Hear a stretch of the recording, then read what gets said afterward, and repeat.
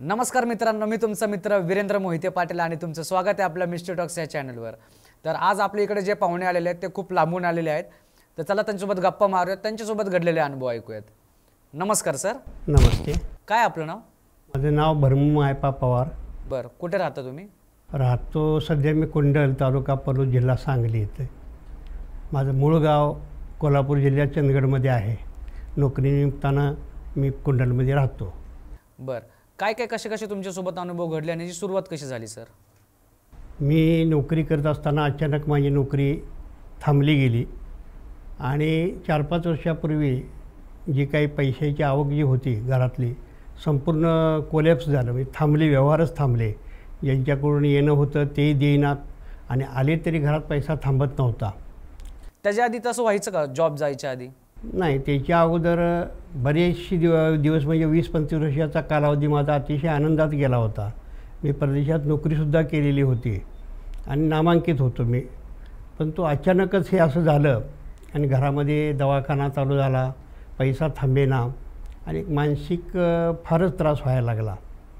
आणि त्यामुळं मी मग इकडं तिकडं फिरायला लागलो की बाबा असं का होतं आहे, कारण मुळापासून मी आध्यात्मिक क्षेत्रात असल्यामुळं सकाळी उठून देवपूजा करायची, 2-2 तास देवधर्म ग्रंथ वगैरे वाचायचे, माझं हे होतं। पण हे असं असताना हे अचानक असं का होतं आहे हे जाणवू लागलं मला की बाबा कुठंतरी हे काहीतरी चुकलं आहे आणि याविषयी कुठंतरी चौकशी केली पाहिजे, बघितलं पाहिजे।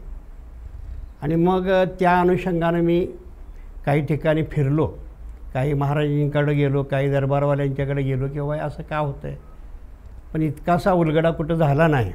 ज्याने काही केलं, सांगितलं बाई असं करा, पण त्याचा काही इफेक्ट झाला नाही। अशी माझी 2-3 वर्ष अतिशय वाईट अवस्थेत गेली, म्हणजे मार्ग भेटत नव्हता। आणि तुमच्या चॅनलवर एक वेळा अशी संदीप मोरे दादांची मुलाखत मी बघितली। कोणाची? संदीप मोरे? संदीप मोरे, मावळमधले।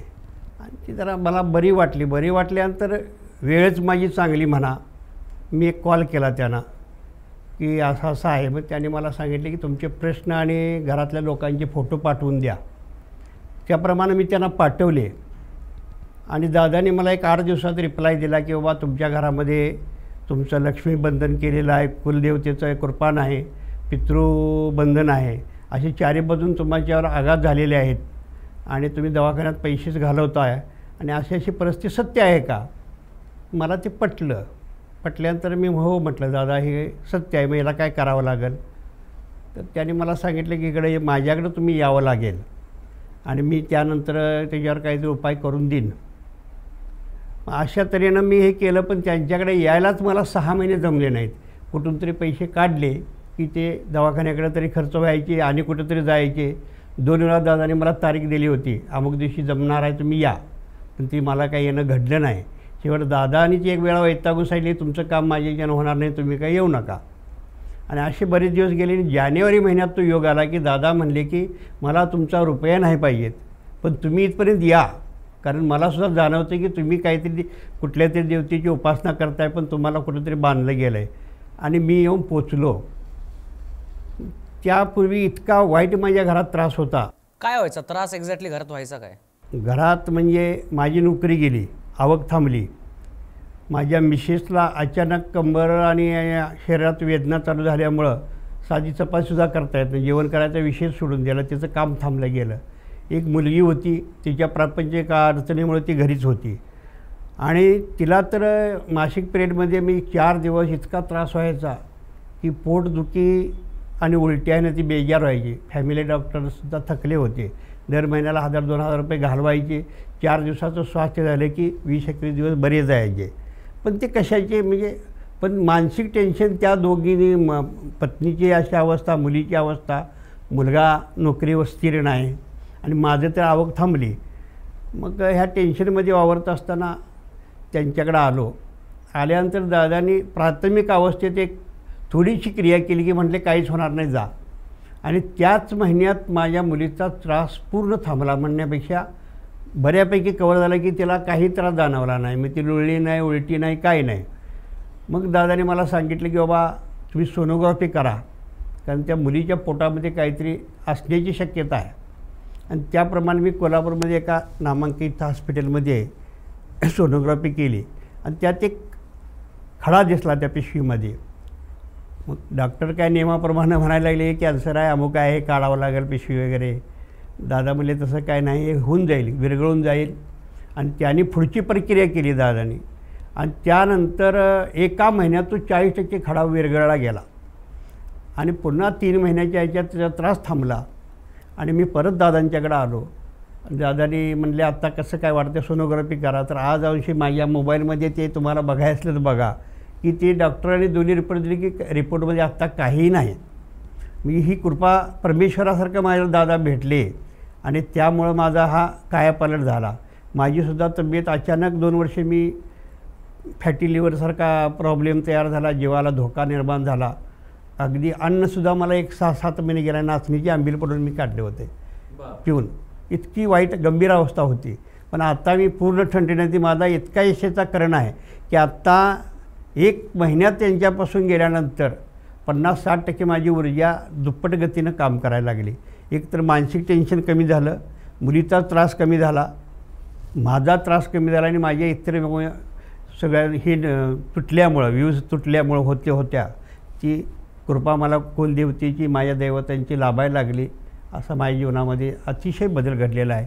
आणि अशी माणसं परमेश्वरानं चांगली ठेवावीत आणि जनकल्याणासाठी त्यांचा वापर व्हावा अशी माझी अगदी मनापासून देवाकडे प्रार्थना आहे. इतकं चांगलं त्यांच्यामुळं माझा इफेक्ट मिळालेला आहे. मुलीला काय काय प्रॉब्लेम व्हायचं तुमच्या?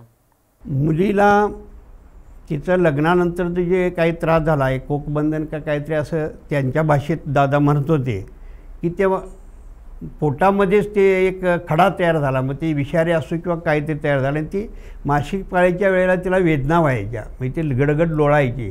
म्हणजे पेनॅक्रोर इंजेक्शन दिलं तरी ते थांबत नव्हतं. सलाईनमधनं 2 इंजेक्शन द्यायची आणि कसं तरी 1-2 दिवसांनी तिची उलटी आणि ते त्रास, म्हणजे ते बघण्यासारखं नव्हतं. म्हणजे मी सुद्धा कधी कधी रडायचो, इतकी वाईट अवस्था होती. एवढा त्रास होता. आणि या सगळ्या गोष्टींना किती वेळ लागला सगळं, म्हणजे तुम्ही त्या संदीप मोरेंकडे गेले त्याच्यानंतर हा सगळा प्रॉब्लेम सॉल्व्ह व्हायला किती टाइम पिरियड लागला? मोरे दादांच्याकडे गेलो, 1 महिन्यात पहिला तिचा त्रास कमी झाला मुलीचा. आता मिसेस आमची थोडीशी नास्तिक असल्यामुळे ती काय देवधर्म वगैरे जादा मानत नव्हती, तरीसुद्धा तिलाही चांगलं चालता फुलता यायला लागलं. माझा काय त्रास कमीच झाला होता, पण इतर आवक जरा अशी वाढली. माणसं जी माझ्याजवळ होती, माझ्याजवळ येत नव्हती, ती आवर्जून आता येऊन बसायला लागली. म्हणजे हा माणसातनं मी उठल्यासारखी माझी अवस्था निर्माण झाली होती. आणि 1 महिन्यात एवढा फरक पडला. आज 3 महिने झाले. ह्या 3 महिन्यात मी 50% आत्ता उभा आहे.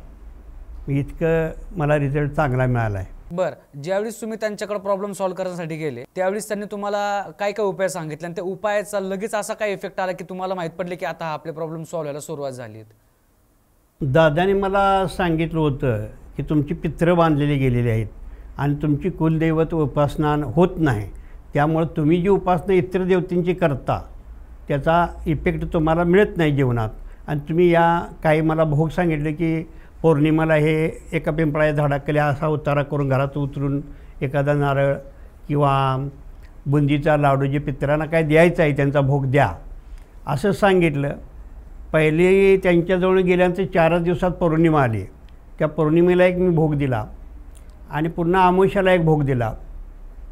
आणि अक्षरशः माझे आजोबा, माझे आई वडील माझ्या स्वप्नात येऊन माझ्याशी बोलायला लागली.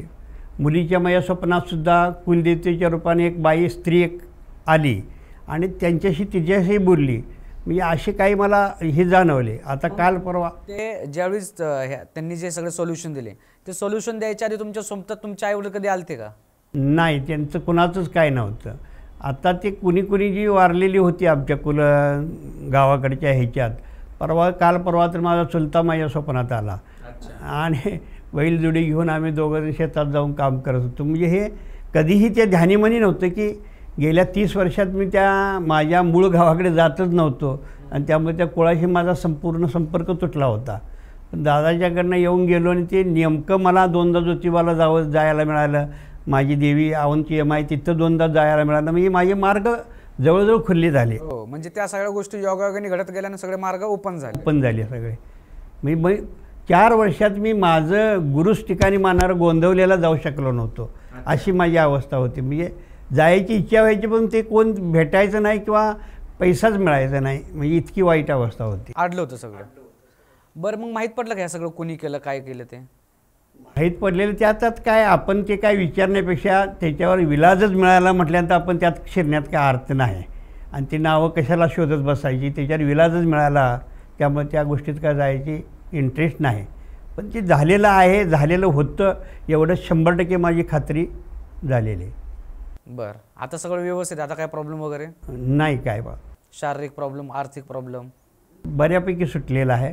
मी आता मार्गावर गाडी यायला लागले, म्हणजे जे आडलं होतं ते थोडं आता मार्गावर आलेलं आहे. बऱ्यापैकी आलेले आहे. आणि काही दिवसात 1-2 महिन्यात मी अतिशय मोठी झेप घेईन अशी मला सुद्धा खात्री वाटते. एक कॉन्फिडन्स पण वाढला. असं वाढला माझं.